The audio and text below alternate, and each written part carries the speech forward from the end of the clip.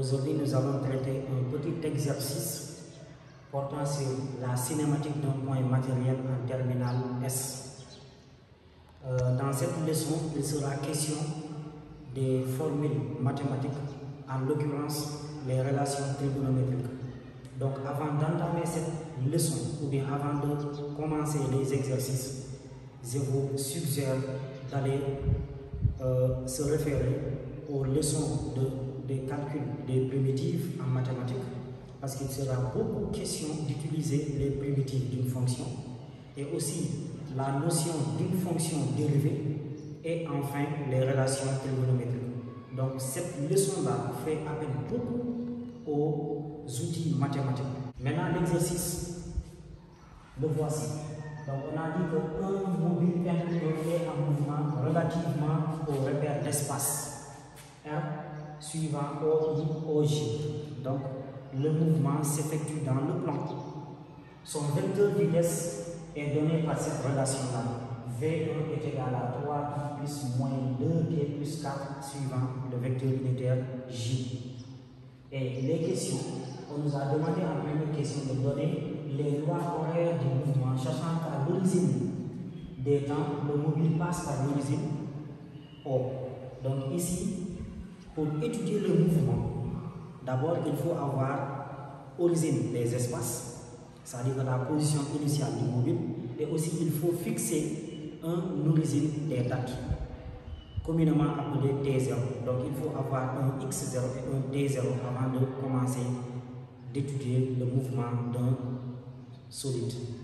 Donc ici, quand on nous dit de déterminer les lois horaires, c'est-à-dire ici c'est de déterminer le vecteur position du mobile, puisqu'on nous a donné le vecteur vitesse, et à partir de cette vecteur vitesse là, on va effectuer ce qu'on appelle la primitive du vecteur vitesse pour obtenir le vecteur position, puisque par définition, vecteur vitesse pour l'obtenir, il faut faire la dérivée du vecteur position, la dérivée première du vecteur position pour obtenir le vecteur vitesse. Maintenant, pour obtenir le vecteur position partant du vecteur vitesse, il faut effectuer ce qu'on appelle la primitive. Donc vous voyez que ici, il sera question de primitive et de dérivée. Donc c'est ça qu'on va faire, la primitive de ça, pour obtenir le vecteur position. Le vecteur position OM, c'est la loi horaire. Vecteur position, ici, c'est quoi? X égale Y égale. Donc il faut faire la primitive de 3. Donc, quelle valeur va-t-on écrire ici? Qui dérivée va me donner 3? Évidemment, c'est 3t, parce que ici, le variable c'était 3t plus une constante qu'on appelle C1. Et aussi, il faut faire la primitive de moins 2t plus 4. Donc, quelle expression doit-on écrire ici? L'expression qu'on doit écrire ici, qui dérivée va me donner moins 2t plus 4. Donc, c'est cette expression-là qu'on va écrire ici. Donc, la primitive de moins 2t plus 4 qu'on va écrire ici. Donc, la primitive de moins 2t, donc on écrit moins 2 d'abord. La primitive de t simplement, c'est égal à 1 demi de t au carré plus la primitive de 4 est égale à 4t. Parce que si on dérive ça, on va obtenir ça. Donc, plus une constante appelée C. Donc, on va définir ici OM. Les coordonnées X est égal à 3t plus une constante C1 et Y est égal à quoi? Les deux là vont se simplifier, ça va me donner moins t au carré plus 4t plus une constante appelée C2. Maintenant, C1 et C2 est déterminé à l'aide des conditions initiales. Donc ici, on nous a dit à l'origine, le mobile passe par O. Donc à t égale à 0, le mobile passe par x est égal à 0. Donc si x est égal à 0 ici, si x est égal à 0, on remplace x par 0. 1 fois 0, ici on remplace t aussi par 0, parce qu'à l'origine des dates, t est égal à 0.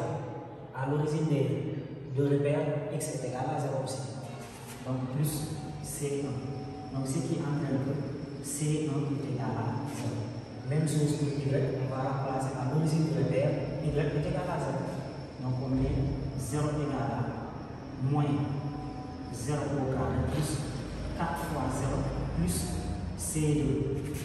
Donc ce qui implique que C2 aussi est égal à 0. D'où les lois horaires. Donc c'est ça, vecteur position OM. OM est régi par cette loi-là. X est égal à quoi? Est égal à 3T. Puisque C1 est égal à 0 d'après les conditions initiales. Y est égal à moins T au carré plus 4T. Plus 4T. Puisque C est aussi égal à 0. À la deuxième question ici, on nous demande d'établir l'équation cartésienne de la trajectoire. Maintenant, c'est lié de lever la nuance qui existe entre loi horaire et équation cartésienne de la trajectoire. Les lois horaires, les x sont en fonction de t, mais l'équation de la trajectoire, ici, on va éliminer le paramètre t et on va exprimer y en fonction de x. Au vecteur position. Donc on a le vecteur position OM qui a été exprimé ainsi. X est égal à 3T suivant vecteur I et Y est égal à moins T au carré plus 4T suivant le vecteur unitaire J. Donc on va exprimer X en fonction de T ou bien T en fonction de X et on le remplace ici. Donc ici, puisqu'on a X est égal à 3T, ce qui implique que T est égal à X sur 3. Donc on va le remplacer ici. Ce qui va nous donner Y est égal à moins facteur de X sur 3 au carré plus 4 facteurs de X sur 3. Donc Y est égal à quoi? C'est moins facteur ici, le moins est à l'extérieur. Donc x au carré, ça va me donner x au carré ici sur 9, donc j'enlève de parenthèse, plus ici j'aurai 4x sur 3. Donc voici l'équation de la trajectoire. En troisième question, on nous demande d'établir l'expression du vecteur accélération.